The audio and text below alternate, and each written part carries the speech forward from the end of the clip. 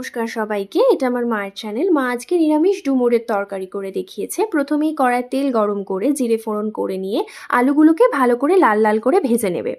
আলুগুলো ভাজা হয়ে গেলে আগে থেকে সেদ্ধ করে রাখা ডুমুর আর কাঁচা ছোলা অ্যাড করে নেবে। এরপর এর মধ্যে হলুদ গুঁড়ো, নুন আর টমেটো, জিরে, ধনে, আদা আর কাঁচা লঙ্কার একটা পেস্ট অ্যাড করে দেবে।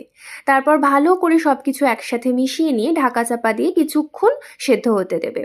এরপর যখন জলটা মরে আসবে, তারপর মা বাইরে থেকে আরও কিছুটা জল অ্যাড করে দেবে যাতে আলুগুলো আরও ভালো করে সেদ্ধ হয়ে যায়। মা এখানে মশলা ধোয়া জলই অ্যাড করেছে। আরও কিছুক্ষণ ঢাকা চাপা দিয়ে রান্না করে নেবে। তারপর যখন জলটা মরে আসবে, মাখো মাখো হয়ে যাবে তরকারিটা কিছুটা, তখন এর মধ্যে মা ঘরে তৈরি করা গরম মশলা অ্যাড করে দেবে। ব্যাস, তাহলেই আমাদের রান্না হয়ে গেল। এবার মা এটাকে ঢেলে নেবে। এটা রুটি বা ভাতের সাথে খেতে খুব ভালো লাগে, ট্রাই করে দেখতে পারেন।